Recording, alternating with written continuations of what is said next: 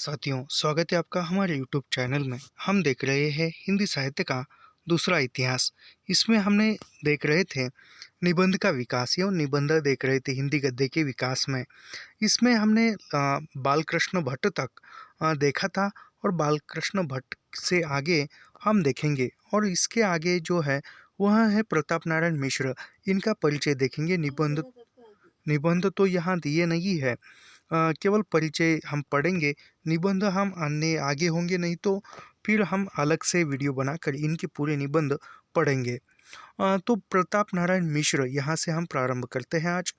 प्रताप नारायण मिश्र का जो जन्म है, उनका जन्म 1856 में हुआ और इनकी मृत्यु 1894 में हुई है। मिश्र जी न तो भारतेंदु की तरह अभिजात कुल में पैदा हुए थे और न भट्ट जी की भांति उन पर संस्कृत साहित्य का संस्कार था। यानी यहाँ पर जहाँ पर जो महत्वपूर्ण है वही मैं विश्लेषण करूँगा।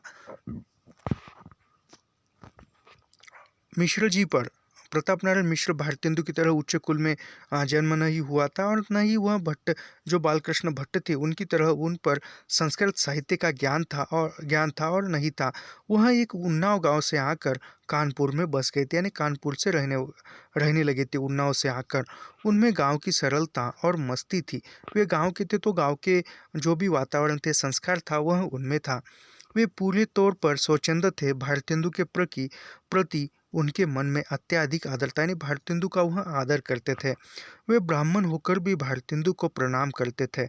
महावीर प्रसाद द्विवेदी जैसे ब्राह्मणों को यह नागवार लगता था, यानी महावीर प्रसाद जो थे वह ब्राह्मण थे और वह प्रताप नारायण मिश्र ब्राह्मण होकर भी वह भारतेंदु को प्रणाम करते थे, आदर करते थे। तो वह महावीर प्रसाद जैसे लोगों को थोड़ा एक अलग लगता था। उन्होंने अपने विचारों के प्रकाशनार्थ ब्राह्मण पत्र निकाला, यानी प्रताप नारायण मिश्र ने अपने विचारों का प्रसार प्रचार करने के लिए ब्राह्मण पत्र का संपादन किया, ब्राह्मण पत्र एवं पत्रिका निकाली। उनके निबंधों का स्वर भारतेंदु के स्वर में मिला जुला था, यानी भारतेंदु की जो निबंधों के विषय थे, शैली थी, यह उन पर थी। लेकिन वो जो प्रताप नारायण मिश्र जी थे वह व्यंग्य शैली में एक अपनी एक अलग शैली उन्होंने बना ली थी। उसका एक उदाहरण देखा जाए तो द्रढ़व्य है उचित वक्ता भाई पूछते हैं, क्या प्रयागराज में अंग्रेजी राज नहीं है? क्यों, क्या वहाँ चुगी नहीं है? क्या वहाँ उर्दू नहीं है? क्या वहाँ दरिद्र नहीं है? क्या वहाँ शराब नहीं है? क्या वहाँ गोरे रंग का अयोग पक्षपात नहीं है?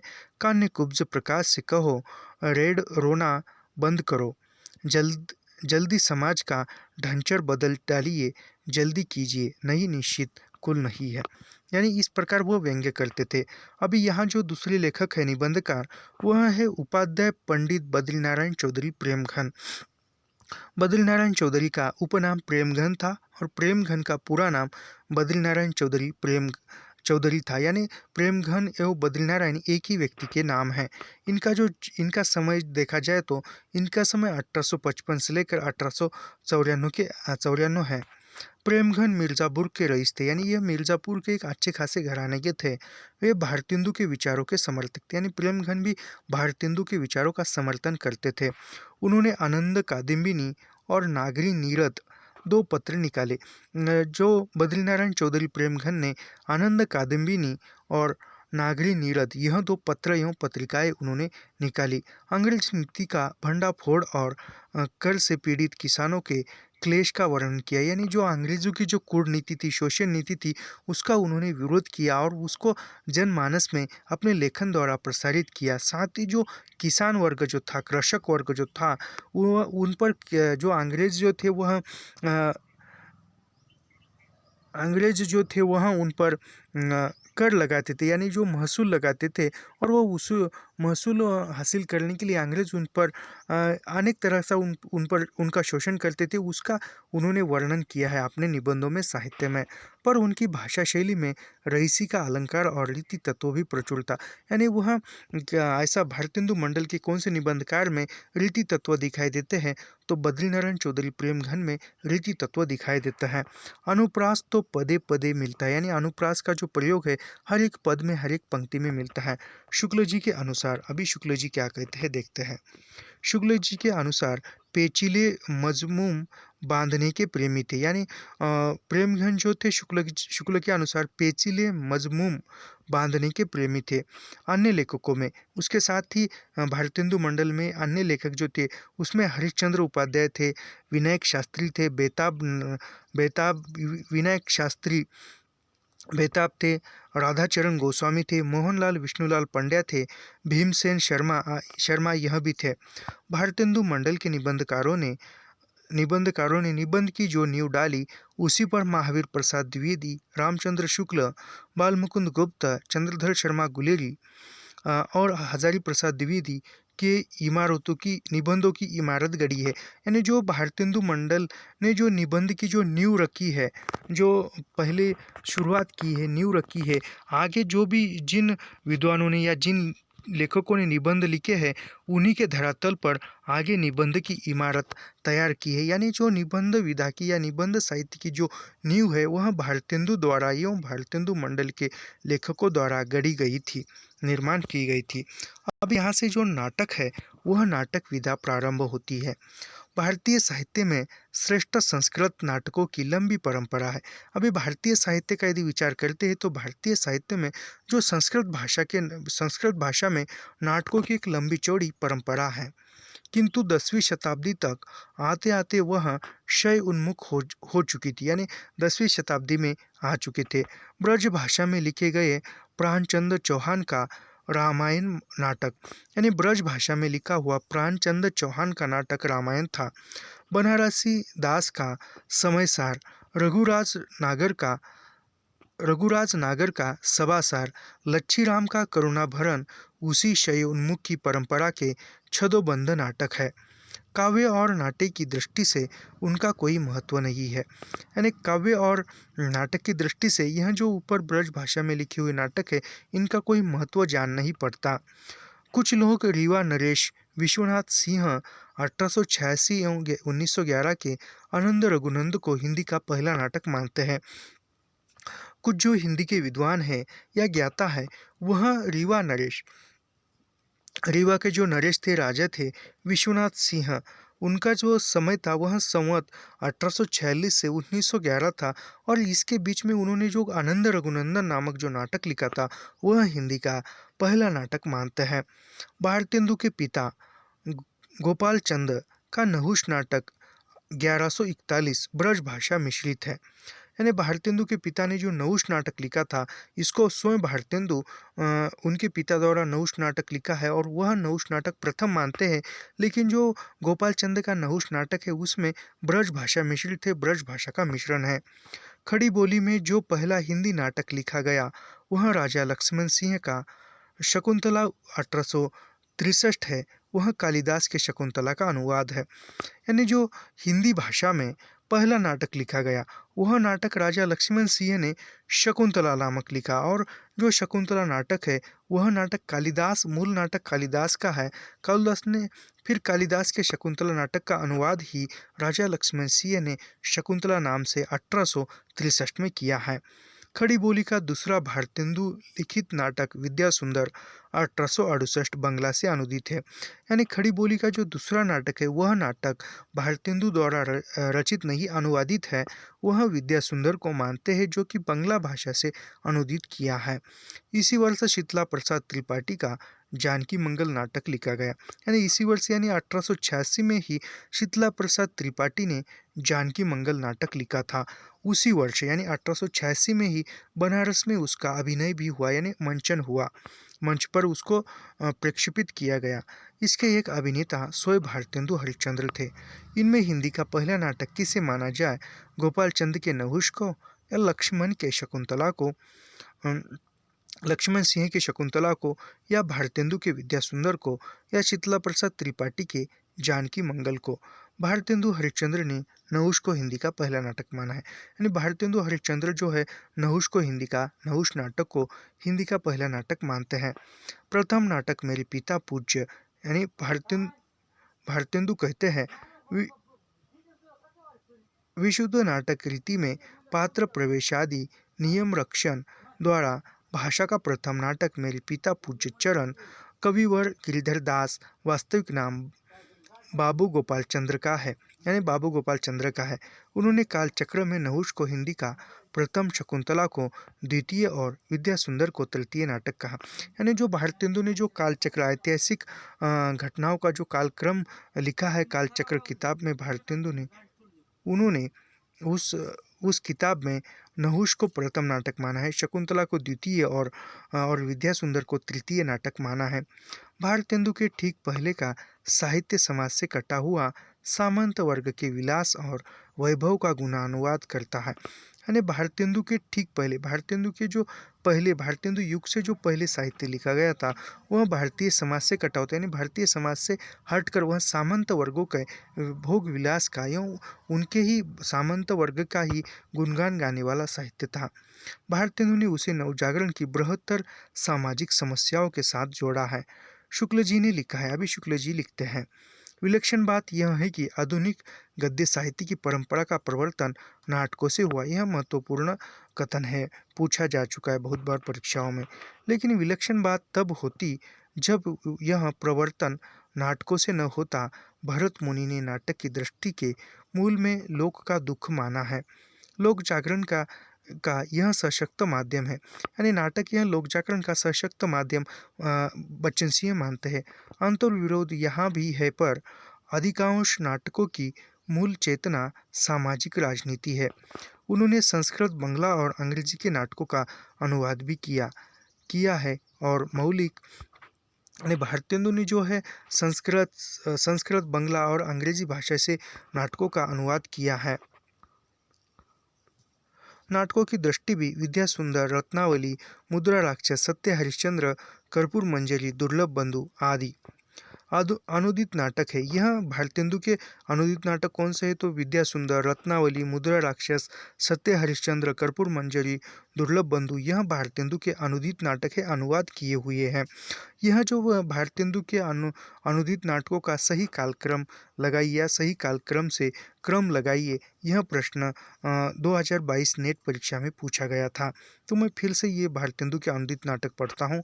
विद्या सुंदर, रत्नावली, मुद्रा राक्षस, सत्य हरिश्चंद्र, कर्पूर मंजरी और दुर्लभ बंधु, यह भारतेंदु के मौलिक अनुदित नाटक है।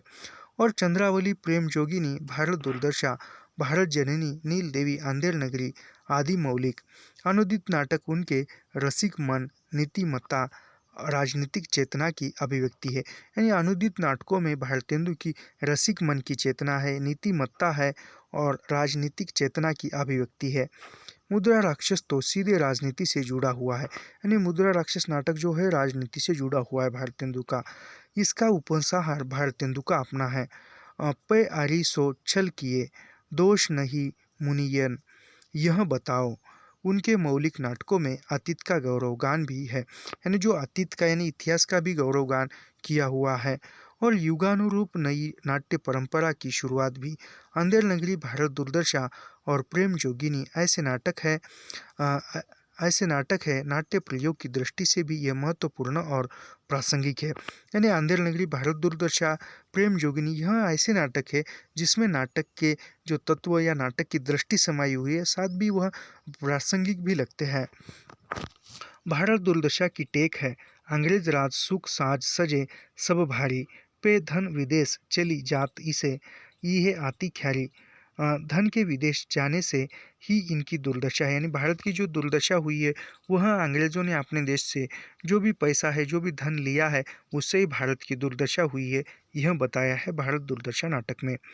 मुसलमानी राज्य में धन विदेश नहीं जाता था, यानी मुसलमान जो राज्य था वह धन विदेश नहीं जाता था क्योंकि वह यहीं पर रहते थे। दूसरे अंक में भारत दुर्दैवों का प्रसिद्ध वाक्य याद करता है, यानी भारत दुर्दशा नाटक में जो भारत का जो दुर्योधन है या भारत का जो कथन है वह सुप्रसिद्ध है। सुचाग्र नैव दास्या में बिना युद्धेन केशव, पर अंग्रेजों ने कूटनीति चाल के सारे देश हड़प कर इसे शमशान बना दिया। भारतेंदु ने अपने एक निबंध में लिखा है कि मुसलमान आक्रमणकारियों से यहाँ के लोग निरंतर युद्ध करते रहे, पर अंग्रेजों ने तो हमारी वीरता को भी मटिया मेट कर कर डाला। यानी भारतेंदु अपने निबंध में लिखते हैं कि हम मुसलमान आक्रमणकारियों से लड़ते थे, लेकिन वह जो ब्रिटिश शासन या अंग्रेजी शासन आया तो अंग्रेज़ों ने हमारी वीरता को भी नष्ट किया। भारत दुर्दशा का रूप बिंब है, क्रूर आधा क्रिस्तानी आधा मुसलमानी, साथ में नंगी तलवार। भारत दुर्दशा की फौज में एक से एक महारथी है। यानी भारत दुर्दशा की फौज में एक से एक बढ़कर योद्धा है, महारथी है। आलस्य, धर्म, अतिवृष्टि, अनावृष्टि, अपव्यय आदि। यानी भारत दुर्दशा के महत्वपूर्ण पात्र कौन से हैं, उसमें है आलस्य, धर्म, अतिवृष्टि, अनावृष्टि। यानी जो भारत को दुर्दशा में लेके जाने वाले यह मूल कारण है। आलस्य है, धर्म है, अतिवृष्टि है, अनावृष्टि है, अपव्यय है। ऐसे बाके जवानों के सामने चलेंगे। खान नादिर शाह अद्दे सिपाही है। अ, उसके उसके सबसे बड़े महारथी है आलस्य और नई अनैक्य। इस नाटक के बुद्धिजीव पात्र है संपादक, कवि, वक्ता, प्रबुद्ध महाराष्ट्रीय और बंगाली। पर ये लोग कर्म से नहीं जुड़े हैं, केवल क्रांतिकारी संपादकीय और ओजस्वी कविताएं लिखने से काम नहीं चलेगा। परमेश्वर और राजेश्वरी के प्रति भारतेंदु का आदर है, पर मध्यकालीन भक्तों ने परमेश्वर की शक्ति संपन्नता में उन्हें आस्था नहीं है। भारत दुर्दशा कहता है, यानी भारत दुर्दशा कहता है भारत दुर्दशा नाटक में, कहाँ गया मूर्ख जिसको अब भी परमेश्वर और राजेश्वरी का भरोसा है। यानी ईश्वर पर जिसको भरोसा है वह कहाँ गया। यानी ईश्वर पर भरोसा होता तो ऐसा दुर्दशा देखने को न मिलती। इस देश को भाग्यवाद में गहरा विश्वास रहा है। यानी भारत देश को भाग्यवाद पर, अपने भाग्य पर, भविष्य पर विश्वास रहा है। पर इस नाटक में भारत भाग्य आत्महत्या कर लेता है। ऐसी स्थिति में कुछ लोग इसे ट्रेजेडी मानते हैं। भाग्यवाद के विदा होने पर भारत के जागरण की संभावनाएं बढ़ जाती है। अंततः यह दुखांत न होकर सुखांत ठहरता है। यह हिंदी का पहला राजनीतिक नाटक है। यानी भारत दुर्दशा यह हिंदी का पहला राजनीतिक नाटक माना जाता है। भारतेंदु का सबसे अधिक महत्वपूर्ण नाटक जो अंधेर नगरी। अभी अंधेर नगरी यह एक व्यंग्यात्मक नाटक है और यह कहा जाए तो एक प्रहसन है। तो भारतेंदु का यह सबसे अधिक महत्वपूर्ण नाटक अंधेर नगरी है। अपने काव्य और प्रयोग दोनों दृष्टियों से यह आज भी प्रासंगिक, यानी आज भी भारतेंदु का प्रासंगिक नाटक जो है वह अंधेर नगरी है। यदि भारत दुर्दशा पहला राजनीतिक नाटक है तो अंधेर नगरी पहला आधुनिक नाटक। यह नाटक तत्कालीन शासन व्यवस्था पर अत्यंत तीखा व्यंग्य है जो नाटक की पूरी संरचना में घुल मिल गया। यह कथन बहुत बार पूछा गया है, अंधेर नगरी अपने कथ्य और यदि यदि भारत दुर्दशा पहला राजनीतिक नाटक है तो अंधेर नगरी पहला आधुनिक नाटक है। यह कथन पूछा गया है परीक्षाओं में। नाटक का व्यंग्य मुख्यतः 3 स्तरों पर उभरता है। अभी बच्चन सिंह नाटक का व्यंग्य 3 स्तरों पर उभरता है। यह 3 व्यंग्य कौन से है? राजनीतिक, सामाजिक और आर्थिक। राजनीतिक, सामाजिक, आर्थिक इन स्तरों पर नाटक में व्यंग्य दिखाई देता है। भाजी और खाजा एक भाव बिकते हैं। यह अंधेर नगरी नाटक में अपराध कोई करता है, दंड कोई और भुगता है पा सकता है। अनुचित कर भाव, महाजनी शोषण, खोरी के कारण सामान्य जनता त्रस्त है। बाजार का दृश्य अत्यंत सशक्त और सजीव है। कुड़ी कुचड़ीन हलवाई, ये जब हम नाटक पढ़ेंगे तब हम विस्तार से देखेंगे। लोक कथा और लोक संस्कृति को आधार बनाकर भारतेंदु ने इस नाटक का रूप ही बदल दिया है। रामविलास शर्मा ने ठीक ही लिखा। अभी रामविलास शर्मा आधे नाटक के बारे में लिखते हैं अंधेर नगरी के। उन्होंने यहाँ यह दिखाया है कि पुरानी लोक संस्कृति के रूपों को राजनीतिक चेतना फैलाने के लिए किस तरह इस्तेमाल किया जाना चाहिए। इस पर नौटंकी का स्पष्ट प्रभाव है। यानी रामविलास शर्मा का कथन अंधेर नगरी के बारे में है। अंधेर नगरी नाटक के बारे में उन्होंने यह दिखाया है कि पुरानी लोक संस्कृति के रूपों को राजनीतिक चेतना फैलाने के लिए किस तरह इस्तेमाल किया जाना चाहिए। यह यहाँ पर रामविलास शर्मा का कथन है अंधेर नगरी नाटक के बारे में। इस पर नौटंकी का स्पष्ट प्रभाव है। अंधेर नगरी नाटक पर नौटंकी शैली का प्रभाव है। भाषा की नाट्यमानता का क्या कहना। लोकोक्तियाँ, मुहावरों को सीधे सड़क से उठाकर नाट्य बिंब में रूपांतरित कर दिया गया है।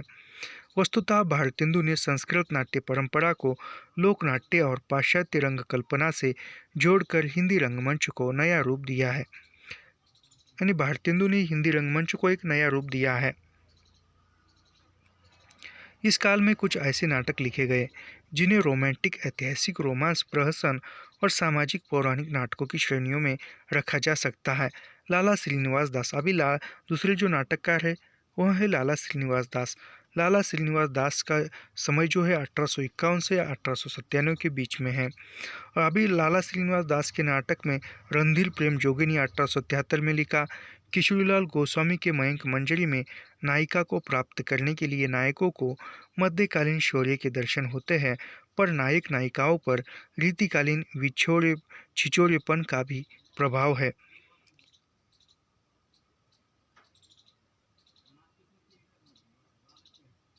रणधीर प्रेम जोगनी को हिंदी का प्रथम दुखांत नाटक माना गया है। यानी हिंदी का पहला दुखांत नाटक कौन सा है, तो रणधीर प्रेम जोगिनी, यह हिंदी का पहला दुखांत नाटक है। राधा कृष्ण दास का महाराणा प्रताप, अभी फिर राधा कृष्ण दास का जो नाटक है वह है महाराणा प्रताप। नाटक उस समय का अत्यंत लोकप्रिय नाटक है। यानी महाराणा प्रताप यह उस तत्कालीन समय का लोकप्रिय नाटक है, राधा कृष्ण दास का महाराणा प्रताप। यह ऐतिहासिक नाटक है, पर इस नाटक के कई अंतर्विरोध है। इसकी नाटकीय प्रस्तावना में कहा गया है कि राणा की लड़ाई का अभिप्राय है अंग्रेजों के साथ मिलकर हिंदुस्तान की रक्षा की लड़ाई, किंतु नाटक का कथ्य इसके मेल में नहीं है। कुछ लोग इसे अंग्रेजी सत्ता के विरुद्ध मानते हैं। यानी कुछ जो लोग हैं अंग्रेजी सत्ता के विरुद्ध महाराणा प्रताप नाटक को मानते हैं। पता नहीं इसे भारतीय वीर की शौर्य गाथा का पुण्य स्मरण मानने से किसी को लज्जा का अनुभव क्यों होता है। श्रीनिवास दास का सोयंगीता सोयवर, काशीनाथ खत्री का सिंधु देश की राजकुमारियाँ और गुन्नौर की रानी का तथा राधा कृष्ण दास का महारानी पद्मावती आदि सामान्य ऐतिहासिक नाटक है। अभी यहाँ राधाचरण गोस्वामी का इनका नाटक के विकास में नाटक देखते हैं। राधाचरण गोस्वामी का जन्म जो है वह 1858 में होता है और इनकी मृत्यु 1925 में होती है। वृंदावन के प्रसिद्ध गोस्वामी थे। अभी राधाचरण गोस्वामी यह वृंदावन के थे और प्रसिद्ध वहाँ पर थे। उन्होंने 2 प्रहसन लिखे। या भी और राधाचरण गोस्वामी ने 2 प्रहसन लिखे। एक का नाम है तन मन धन गोसाई जी को अर्पण और बूढ़े मुँह मुहासे। यह बूढ़े मुँह मुहासे यह महत्वपूर्ण है। यह नाटक यह पूछा गया है परीक्षाओं में बहुत बार।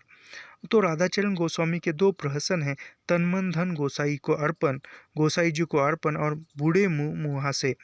और पहले में धर्मगुरुओं की छद्म लीलाओं का भंडाफोड़ किया है और दूसरे में पर नारी गमन का दुष्परिणाम है।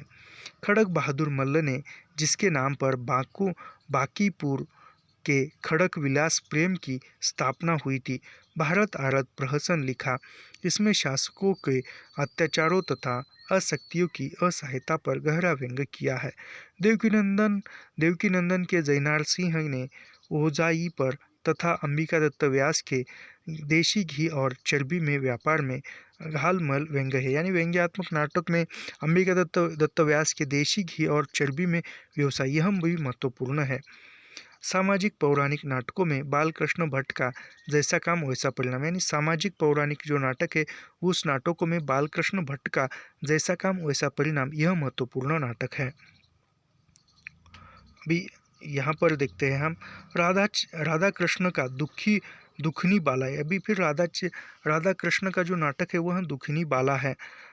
जवाहरलाल वैद्य का कमल मोहिनी, भंवर सिंह गोपाल राम गहमरी का विद्या विनोद, यानी जवाहरलाल वैद्य का नाटक कमल मोहिनी है और भंवर सिंह गोपाल राम गहमरी का नाटक विद्या विनोद है। आदि नाटक लिखने के लिए लिखे गए नाटक है। वास्तविक यानी नाटक लिखने के लिए नाटक की विधा को आगे बढ़ाने के लिए लिखे गए हैं। वास्तविकता तो यह है कि भारतेंदु को छोड़कर शेष नाटककारों की रचनाएं कालखंड में विजिड है। इतिहास के आगामी चरण का संबंध केवल भारतेंदु के नाटकों से ही स्थापित हो पाता है, वह भी अंधेर नगरी से। यानी जो इतिहासकालीन जो नाटक थे उसका पता या उस क्रम का पता केवल भारतेंदु के नाटकों से ही पता चलता है, विशेषतः अंधेर नगरी नाटक से। अभी यहाँ से उपन्यास विधा प्रारंभ होती है। इस काल में व्यापारियों और पढ़े लिखे लोगों का एक मध्य वर्ग पैदा हो गया था। यानी इस काल में जो उपन्यास काल में व्यापारी और जो पढ़े लिखे लोग थे, इन दोनों के मध्य में भी एक मध्य वर्ग उत्पन्न हुआ था। उपन्यास का आविर्भाव मध्यवर्गीय आकांक्षाओं और समस्याओं को लेकर हुआ। उपन्यास का जो आविर्भाव है या उपन्यास की जो स्थापना है वह मध्य वर्गीय आशंकाओं और समस्या, यानी मध्य वर्ग की आशंका है, मध्य वर्ग की जो समस्या है उसको लेकर उपन्यास स्थापित हुआ। कुछ लोग इसका आरंभ भारतेंदु की एक कहानी कुछ आप बीती कुछ जग बीती से मानते हैं। कुछ जो लोग हैं वह लोग भारतेंदु का जो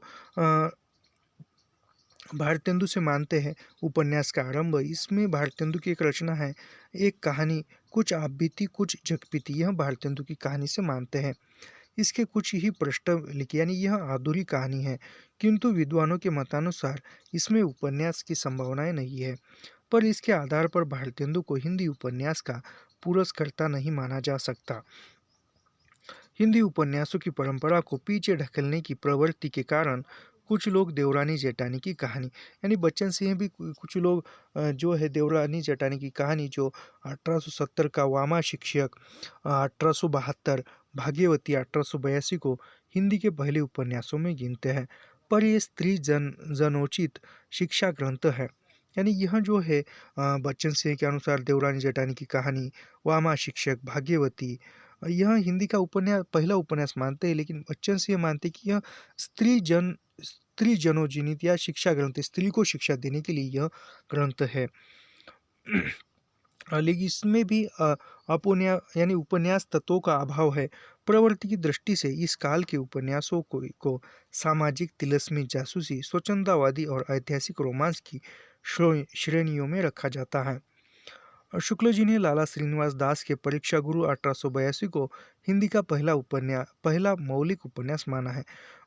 जो रामचंद्र शुक्ल है उन्होंने हिंदी का पहला उपन्यास किसको माना है, तो लाला श्रीनिवास दास द्वारा लिखित परीक्षा गुरु जो कि 1882 में लिखा था, प्रकाशित हुआ था, उसको हिंदी का पहला मौलिक उपन्यास आचार्य रामचंद्र शुक्ल मानते हैं। यही सही है। लालाजी लक्ष्मण दास की दिल्ली की कोठी प्रमुख थे। उन्हें व्यापार जीवन तथा मध्य वर्ग बिगड़े व्यू को व्यावसायिक अनुभव था। वे रणधीर प्रेम जोगिनी जैसा चर्चित नाटक लिख चुके थे। मध्यवर्गीय जीवन के यथार्थ को चित्रित करने के लिए वे साहित्य के नए ढांचे को खोज रहे थे। इसे उन्होंने संसारी वार्ता कहा है। यानी रणधीर प्रेम जोगिनी को संसारी वार्ता किसने कहा है, तो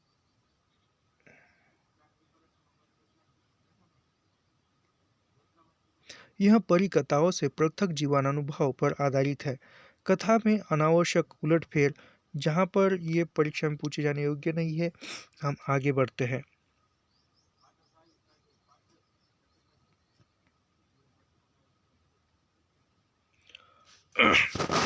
अभी यहाँ से बालकृष्ण भट्ट के दो उपन्यास है। नूतन ब्रह्मचारी 1887 में लिखा और सो आजान एक सुजान 1892 में लिखा गया उपन्यास है। किसका? बालकृष्ण भट्ट के दो उपन्यास है। नूतन ब्रह्मचारी 1887 आजान और एक आजान, सो आजान और एक सुजान 1892 शिक्षा मूलक और सुधारवादी है। नूतन ब्रह्मचारी और एक आजान, सो आजान एक सुजान, यह शिक्षा मूलक उपन्यास है, शिक्षा और सुधारवादी उपन्यास है। पहले में नायक विनायक डाकुओं का हृदय परिवर्तन करता है। जो नूतन ब्रह्मचारी उपन्यास है उसमें उसका जो नायक है वह विनायक है, और उसमें जो विनायक नायक जो है वह डाकुओं का हृदय परिवर्तन करता है। दूसरे में सत्संग के कारण एक बिगड़े हुए सेठ का सुधार हो जाता है। परीक्षा गुरु की परिपाटी के अनुरूप इसमें भी नीतिपरक उदाहरणों की भरमार है। पहला लज्जाराम शर्मा का धृत रसिकलाल 1899 भी सत्संग की महिमा का उपन्यास है। महता के अन्य उपन्यासों में आदर्श हिंदू गृहस्थ और आदर्श दंपति का स्वरूप प्रस्तुत किया गया है। राधा कृष्ण दास का निसाय हिंदू, राधा कृष्ण दास का जो उपन्यास है वह निसाय हिंदू 1889 में हिंदुओं की निस्सहायता और मुसलमानों की धार्मिक कट्टरता का चित्रण है, जो तत्कालीन समाज में व्याप्त एक मनोवृत्ति को उजागर करता है। अयोध्या सिंह उपाध्याय हरिओद ने 2 उपन्यास लिखे हैं। अयोध्या सिंह उपाध्याय हरिओद ने भी 2 उपन्यास लिखे हैं। उनमें है टेढ़ हिंदी का ठाट। टेढ़ हिंदी का ठाट यह 1889 में 89 में लिखित है और आदिखिला फूल 1907 में लिखा है। टेढ़ हिंदी में अनमेल विवाह का परिणाम और दूसरे में सतीत्व का गौरव गान मिलता है। यानी जो अयोध्या सिंह हरिओद के जो उपन्यास है उसमें टेढ़ हिंदी का टाट में अमेल विवाह का चित्रण है और दूसरे में आदिखिला फूल में सतीत्व एवं गौरवगान का चित्रण किया है। अभी ठाकुर जगमोहन सिंह का श्यामा स्वप्न। ठाकुर जगमोहन यह भी एक उपन्यास के विकास में महत्वपूर्ण काम कर चुके हैं। इन्होंने भी महत्वपूर्ण उपन्यास लिखे हैं। ठाकुर जगमोहन सिंह का जो उपन्यास है वह है श्यामा स्वप्न, वह 1885। अंबिका दत्त व्यास का फिर अंबिका दत्त व्यास का जो उपन्यास है वह आचार्य वृत्तांत 1893 और ब्रजनंद सहाय का सौंदर्य उपासक 1911 स्वच्छंदतावादी उपन्यासों की श्रेणी में आएंगे। यानी यह स्वच्छंदतावादी उपन्यास की श्रेणी में आते हैं। उपनिवेश विरोधी वातावरण में व्यक्ति स्वातंत्र्य की नींव पड़ चुकी थी। इन उपन्यासों में प्रेम को केंद्र में रखकर नए मूल्यों का प्रतिपादन किया गया, किंतु इन्हें ठीक ठिकाने का स्वच्छंदवादी नहीं कहा जा सकता। इन पर रीति प्रणाली का भी गहरा प्रभाव, यानी इसको स्वच्छंद उपन्यास नहीं कहा जा सकता क्योंकि इस पर जो रीति काल के जो रीति प्रणाली का भी प्रभाव है। जगमोहन सिंह भारतेंदु के मित्र में थे। यानी जगमोहन सिंह जो थे वो भारतेंदु के मित्र थे। उन्होंने मध्य प्रदेश का अच्छा भ्रमण कर रखा था। यानी जगमोहन सिंह ने मध्य प्रदेश की यात्राएं की थी। श्यामा स्वप्न के संलिष्ट प्रकृति चित्रण पर शुक्ल जी मुग्ध है, पर श्यामा स्वप्न का औपन्यासिक ढांचा अलंकृति मूलक और बिखरा बिखरा है। यानी जगमोहन सिंह का जो उपन्यास है श्यामा स्वप्न, यह प्रकृति चित्रण से भरा हुआ है और शुक्ल जी इस पर प्रकृति चित्रण से मुक्त होते हैं। इसकी विषय वस्तु एकदम नई है। इसमें एक ब्राह्मण कुमारी और क्षत्रिय कुमार का स्वच्छ प्रेम वर्णन है। इस तरह यह जाति प्रथा को तोड़ने का एक रचनात्मक प्रयास सिद्ध होता है, पर नायक नायिका के आलिंगन, चुंबन, विरह निवेदन, रूप चित्रण, ऋतु वर्णन आदि उपन्यास के स्वच्छंदवादी ढांचे में अनावश्यक हस्तक्षेप करते हैं। अभी यहाँ आश्चर्य वृत्तांत, जैसा कि इनके नाम से ही स्पष्ट है, विस्मय मूलक अलौकिक दृश्यों से भरा पड़ा है। इसमें पाश्चात्य संस्कृति की निंदा और भारतीय संस्कृति की प्रशंसा की गई है। ब्रजनंद साहब भारतेंदु हरिश्चंद्र के जीवनी लेखक भी है। यानी ब्रजनंद साय ने भारतेंदु की जीवनी भी लिखी है। उनके पास भी ठाकुर जगमोहन सिंह का कवि मन था। प्रेम के वे वैसे ही पुजारी थे। प्रकृति वर्णन में उनको वैसा ही रस आता था। जगमोहन सिंह के उपन्यास का तो एक नैतिक पक्ष भी है, पर सौंदर्य उपासक सामाजिक नैतिकता से परे सौंदर्य उपासना को स्वयं साध्य मानता है। वह विवाह एक से करता है और अपनी अभी यहाँ से बाबू देवकीनंदन खत्री, जो देवकीनंदन खत्री जो थे वह नहीं, इसमें पाप पुण्य का प्रश्न भी उठता है। उत्तम पुरुष में लिखा गया हिंदी का प्रथम उपन्यास जैनेन्द्र और आगे के उपन्यासों का अग्रेज है। अभी यहाँ पर बाबू देवकीनंदन खत्री यहाँ आते हैं। देवकीनंदन खत्री का जो जन्म है वह 1861 में हुआ और इनकी मृत्यु 1913 में हुई। अत्यंत लोकप्रिय उपन्यास चंद्रकांता, जो अत्यंत लोकप्रिय उपन्यास था चंद्रकांता, यह देवकीनंदन खत्री ने लिखा था।